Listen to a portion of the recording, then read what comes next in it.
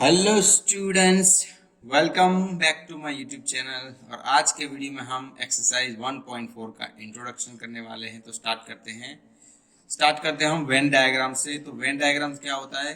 Sets can be represented by means of diagrams which are known as Venn diagrams. तो set को हम एक particular diagram से represent कर सकते हैं, इसको बोलते हैं वेन डायग्राम। तो ये कैसे रिप्रेजेंट करते हैं? देखो, एक रेक्टेंगल होता है बाहर की साइड, और अंदर उसका जो सेट होता है उसको हम सर्कल से रिप्रेजेंट करते हैं। देखो फिर से कि जो यूनिवर्सल सेट रहेगा वो रेक्टेंगल में रहेगा, और उसका सबसेट कोई सेट वो सर्कल में रहेगा। देखो, इसको समझने के लिए हमने यहाँ पे एक एग्जांपल लिया है, जो कि ये फिगर 1.1 रिप्रेजेंट कर रहा है। देखो, यूनिवर्सल सेट हमने लिया है 1 से 10 is the universal set of which, उसमें से एक सेट डिफाइन किया हुआ है 2, 4, 6, 8, 10।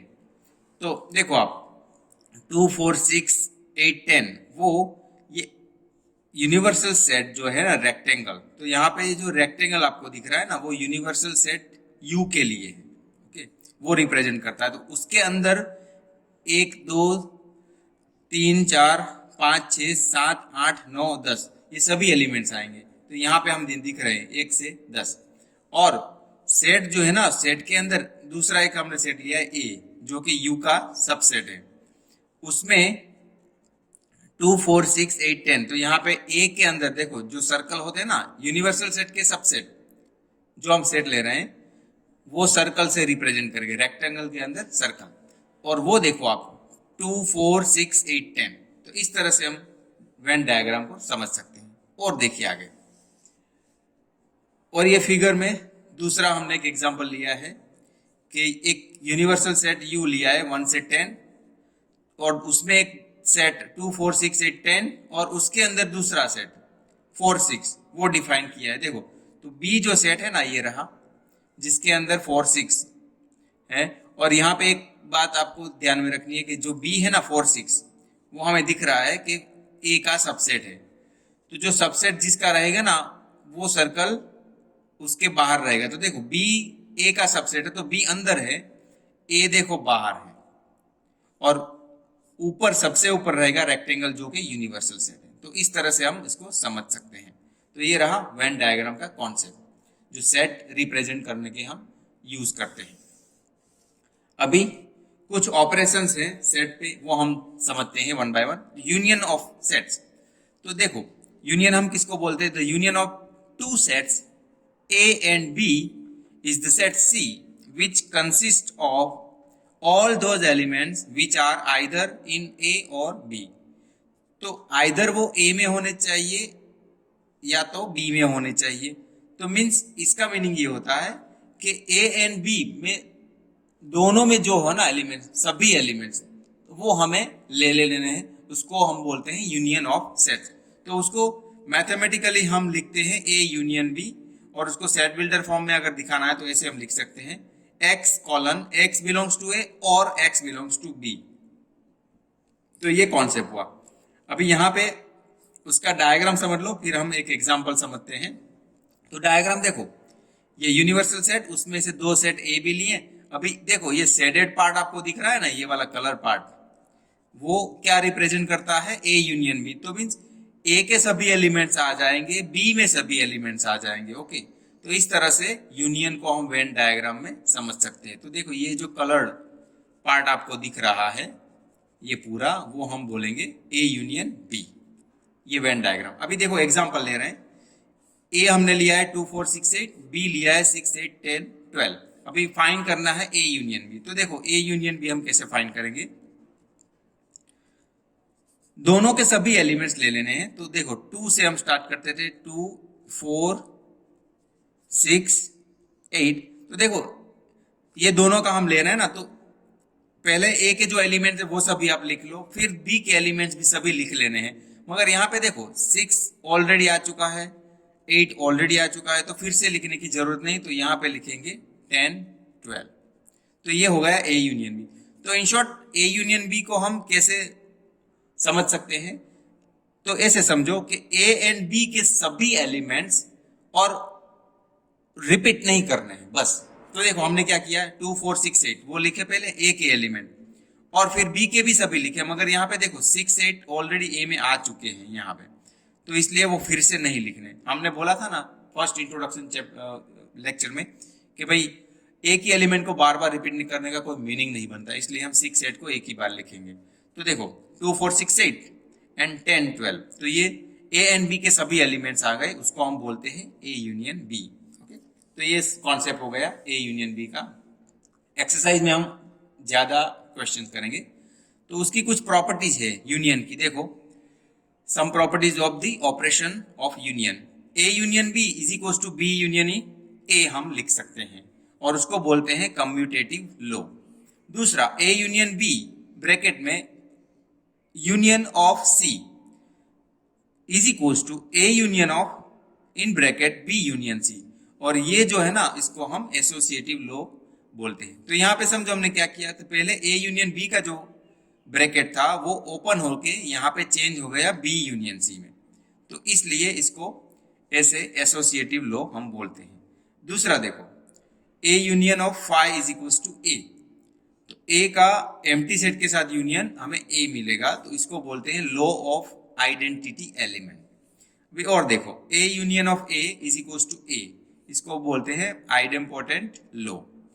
अभी यू ये वाला जो है यूनिवर्सल सेट का ए के साथ यूनियन करेंगे तो मिलेगा हमें यूनिवर्सल सेट, इसको बोलते हैं लॉ ऑफ यूनिवर्सल सेट। तो ये जो भी प्रॉपर्टीज जो है ना सभी स्टूडेंट वो आपको याद रखनी है, आगे हम इसका यूज कर सकते हैं। तो A union B is equal to B union A means commutative law, associative law, law of identity element, idempotent law और लॉ ऑफ यूनिवर्सल सेट, ये सभी आपको याद रखना है।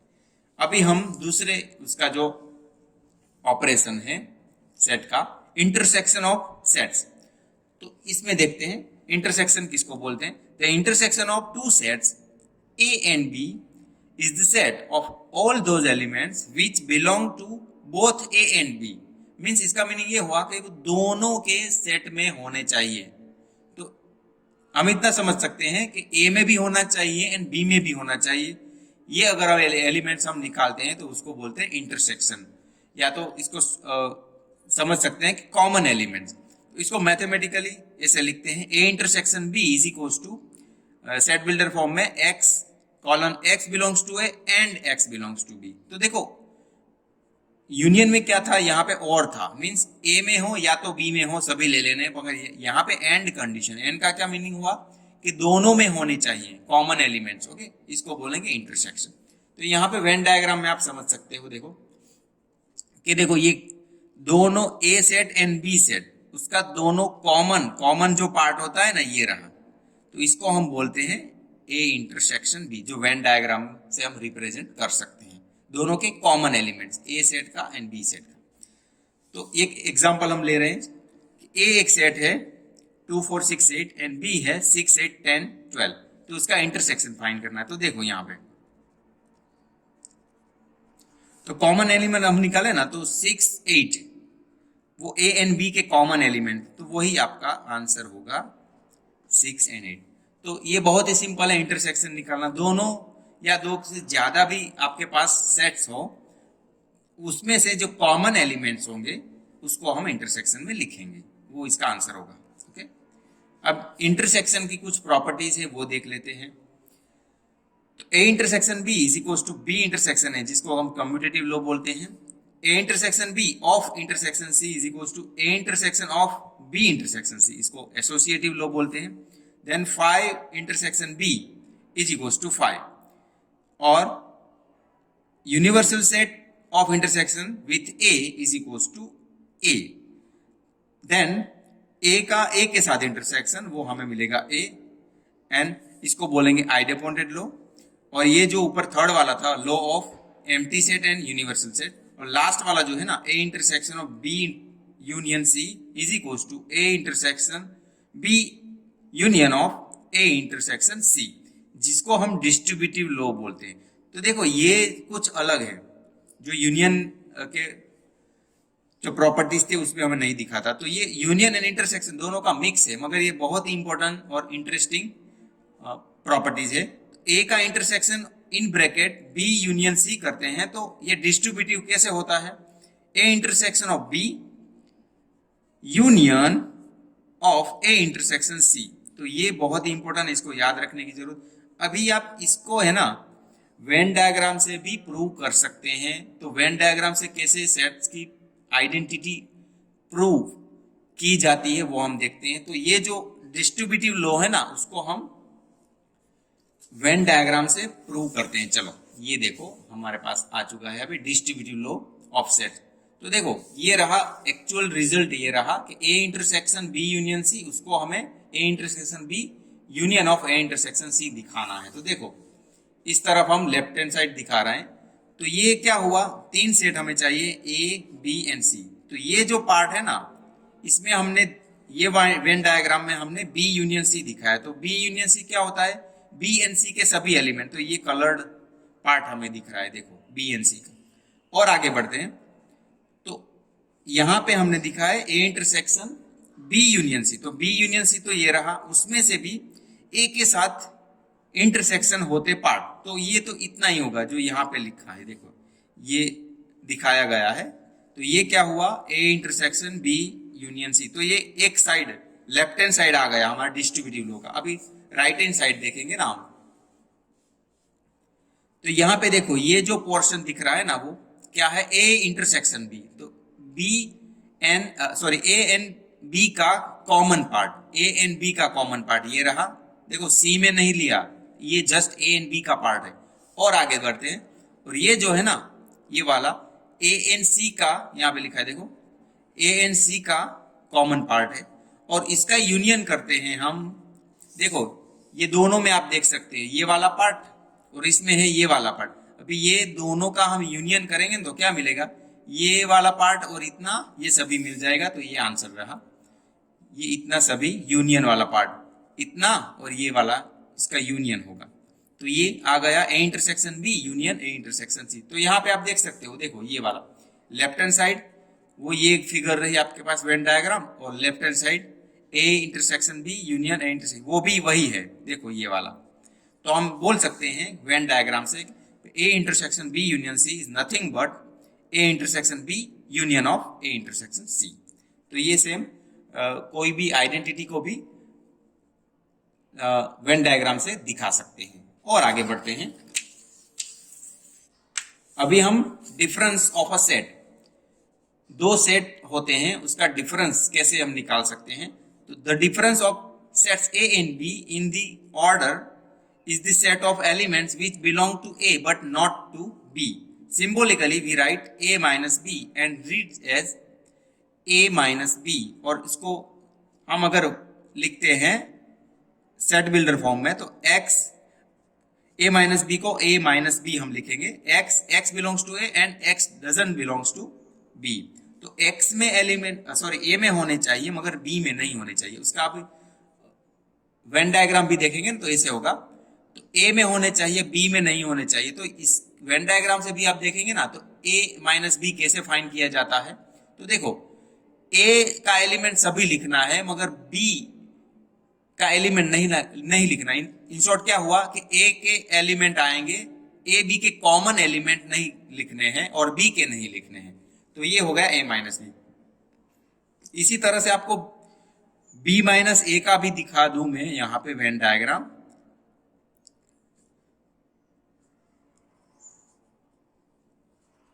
तो ये मैं सेट ले लूं ए, ये दूसरा ले लूं बी। तो जैसे ए माइनस बी है ना तो बी माइनस ए कैसे होगा कि ये पार्ट आएगा बी का, ये कॉमन नहीं आएंगे, ए वाले भी नहीं आएंगे। तो ये हो गया बी माइनस ए का वेन डायग्राम। तो देखो ए माइनस बी में ए वाला पार्ट कॉमन नहीं आता और बी वाला भी नहीं लिखना, और बी में बी माइनस ए में कॉमन नहीं आएंगे और ए वाला भी नहीं लिखने। तो ये हो गया वेन डायग्राम से अंडरस्टैंडिंग। अभी हम उसका एक एग्जांपल ले रहे हैं। ए हमें एक सेट दिया है 1 2 3 4 5 6 एंड बी दिया है 2 4 6 8। तो A minus B and B minus A find करना है। तो हम करते हैं पहले ए माइनस बी। तो जैसे हमने वेन डायग्राम से भी देखा था कि दोनों के कॉमन एलिमेंट निकाल देने हैं और ए में से हम सब्ट्रैक्ट कर रहे हैं तो ए वाला पार्ट आएगा, इसमें से भी देख सकते हैं। तो ए माइनस बी में ए वाले लिखने हैं, जस्ट कॉमन नहीं लिखने हैं। तो देखो ये दोनों में कॉमन कौन से हैं? एक तो 2 आ गया, 4 आ गया एंड 6 आ गया। तो उसके अलावा के 1 ए में से क्या बचेंगे? एक तो 1 बचेगा, 3 बचेगा एंड 5 बचेगा। तो 1 3 5, 2 कॉमन, 4 कॉमन, 6 कॉमन, वो नहीं लिखने। तो ये हो गया ए माइनस, अभी बी माइनस ए करेंगे। तो वो देखो बी लिखना है कॉमन को निकाल के, यहां से भी देख सकते हो बी वाले लिखने हैं कॉमन और ए वाले नहीं लिखने। तो बी में 2 4 6 कॉमन निकाल दे तो जस्ट 8 बचते हैं। तो ए माइनस बी या तो बी माइनस आप फाइंड इस तरह से कर सकते हो, या तो इसको दूसरा तरीके से आप समझना है तो ऐसे समझ सकते हो कि जिसमें से हम सब्ट्रैक्ट कर रहे हैं वो सभी एलिमेंट्स लिखने हैं कॉमन, जो दोनों के हैं वो निकाल के, ये ऐसे भी आप समझ सकते हो।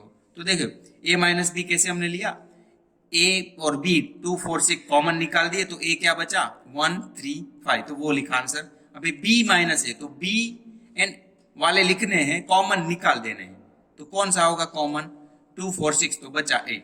तो ऐसे हम इसको समझ सकते हैं। ये हो गया डिफरेंस ऑफ टू सेट। और यहाँ पे ये सबसे इंपॉर्टेंट एक चीज है जो आगे भी हम इसका यूज करेंगे कि वेन डायग्राम से भी आप देख सकते हो कि A minus B, A intersection B and B minus A are mutually disjoint sets. तो ये जो है ना तीनों के तीनों म्यूचुअली डिसजॉइंट सेट है। देखो यहाँ पे एक ही फिगर में दिखाया है, अगर मैं इसको 3 अलग अलग फिगर में दिखाऊं तो आपको और अच्छे से पता चलेगा। देखो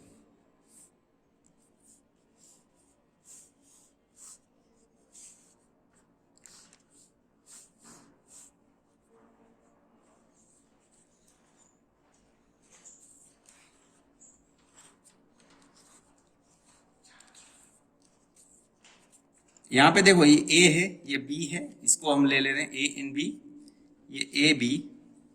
ओके, अभी हम इसको ए माइनस बी ले रहे हैं। तो ए माइनस बी ने हमने देखा था कि बी वाले और कॉमन नहीं आने चाहिए इतना पार्ट, और ये ले रहे हैं हम बी माइनस ए। तो इसमें बी माइनस ए में क्या आएगा, बी वाला कॉमन और ए वाले नहीं लिखने। और इंटरसेक्शन, ये फिगर हम इंटरसेक्शन के लिए ले रहे हैं, तो इंटरसेक्शन में तो हमें पता था कॉमन आएंगे। तो ये तीनों फिगर को देखो, इसका इसके साथ इंटरसेक्शन करेंगे तो कोई भी एलिमेंट, देखो इसमें ये पार्ट है तो इसमें ये पार्ट है, कॉमन कुछ भी नहीं मिलेगा।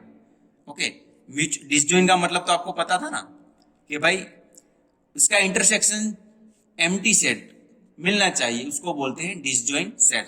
तो डिसजॉइंट का नहीं पता तो फिर से समझ लीजिए कि ए सेट है एंड बी सेट है, तो दोनों का इंटरसेक्शन अगर एम्प्टी सेट मिलता है तो उसको ए एंड बी को